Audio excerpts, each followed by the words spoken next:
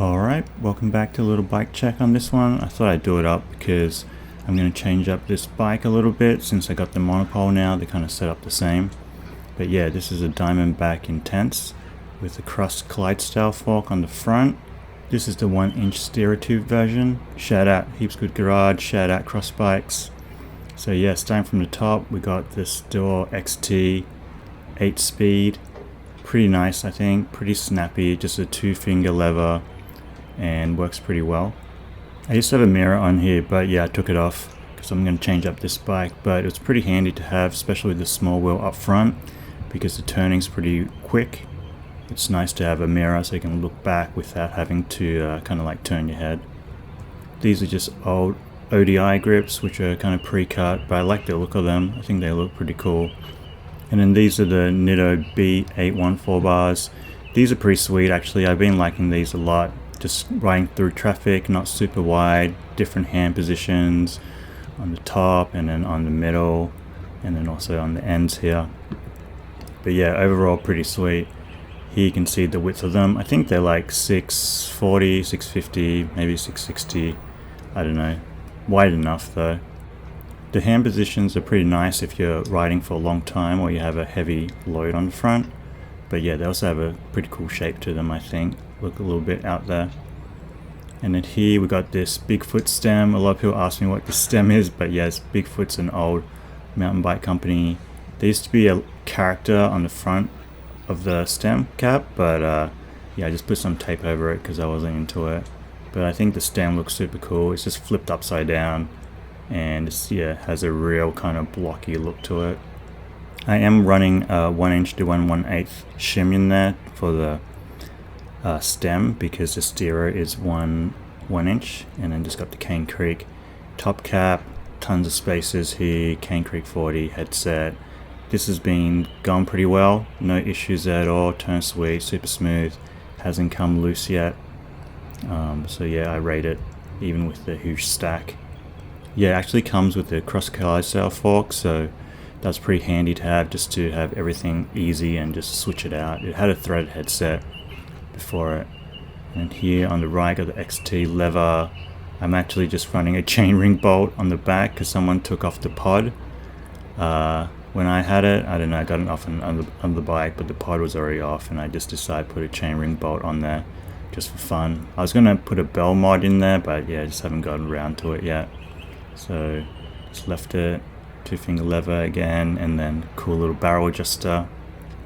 And then on the front here we got the Kryptonite lock, just a small lock, pretty handy to have, easy to lock up. Some of the more expensive lock, what I like about it is the key goes in and out pretty easy and unlocks and locks pretty easy. Some of the cheaper locks are a bit harder, a bit fiddly. But yeah, just running an old child seat foot strap on there. It has a little elastic on one side, but yeah, it makes it easy for the lock to go in and out of. But yeah, obviously it's a little bit easier with 2 hands to get that in there. But yeah, it works pretty well.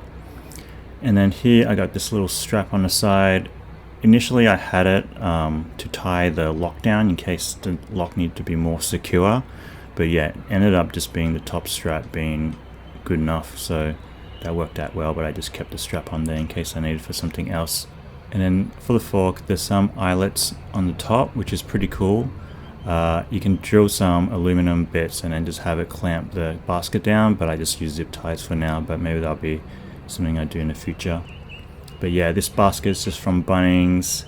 It's about 600 wide and 30 long, 30 millimeters or 30 centimeters, and then about 20 centimeters high. But yeah, overall it's pretty good. It's pretty banged up from when I did the hippie jump. I thought it'd be easy, but you know how it is. And then yeah, seems like a pretty good size, pretty sturdy, but it's real handy just to have it and just chuck stuff in. And down here we got the BMX wheel with a 10mm axle grind down to 9mm, just a little bit. I think they used to do that on old school BMXs as well to get the wheel to fit. But yeah, pretty sick wheel, pretty solid. Running Salt rims on there, pretty wide Salt rims, and I think either a fit hub or a generic hub. But yeah, rolls pretty good. It's sealed bearings. And then we got the Fit tires. I think they're called F/A tires. But yeah, it's a 2.4, super wide. And yeah, I definitely recommend if you're running a smaller wheel up front, run a wide tire because it's going to give you a little bit more cushion and help your steering a bit. And yeah, it's a super slick tire, but works really well since I mostly just go on the street anyway. And then yeah, just an all black setup. And then this little contraption here, it's kind of like a steering stabilizer. But yeah, basically at the moment, all it does is stop the fork from hitting the down tube. I need to tighten it up a little bit. But yeah, I think that's one thing about having the big basket on the front, is if weight goes on the side, it will flop over. And then here you can see me, it has a little quick release here where you can quick release it in case I actually need to turn it in tight spaces. But yeah, it kind of just connects on back like that. And yeah, just leave it for now. But yeah, cool Diamondback graphic, Diamondback intense, cool paint job, kind of like blood splattered paint job, running a Zephyr cage, and then yeah, loud FedEx truck in the back. But yeah, this cage is pretty good. I used to run a carbon one on there, but it kind of like snapped off, caught in my pants. But having the side pull cage really helped with that. I think just because of a small frame or whatever, I'm not sure, or the bottle mount's so low. But yeah, that's been working pretty well.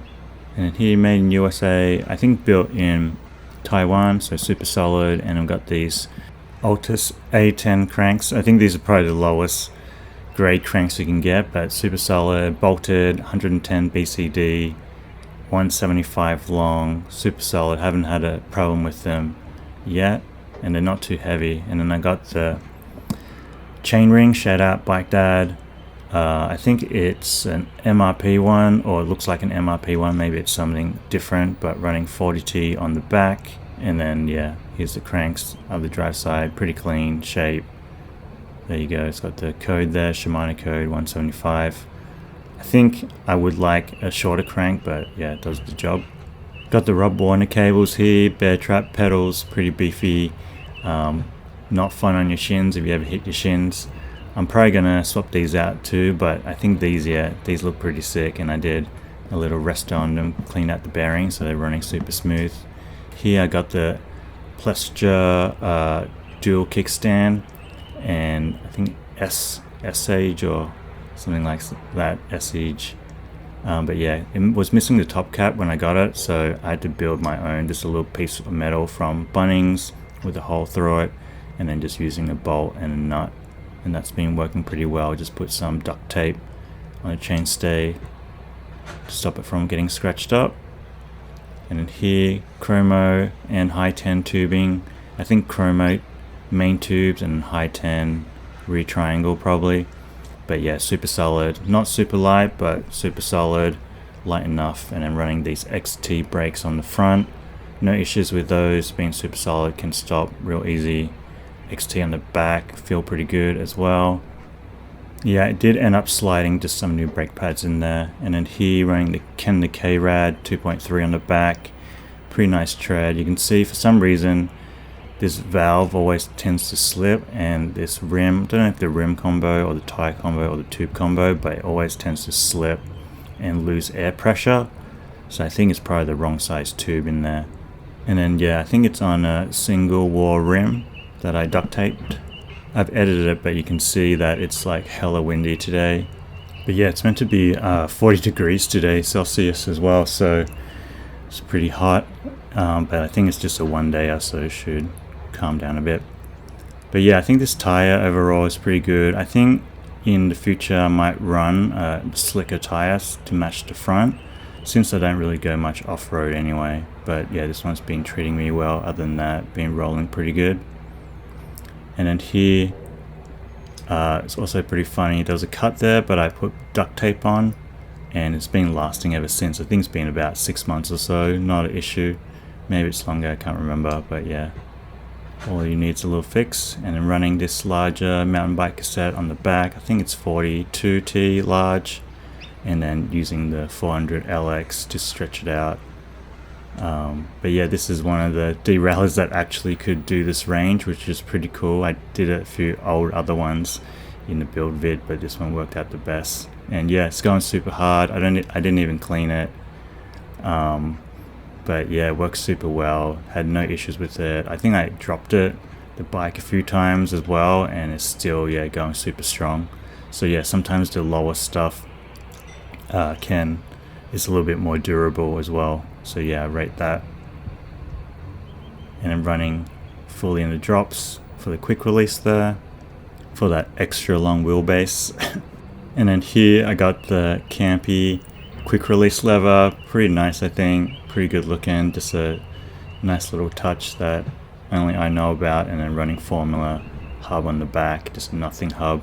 And then here got the turbo saddle. It's got a few bites out of it.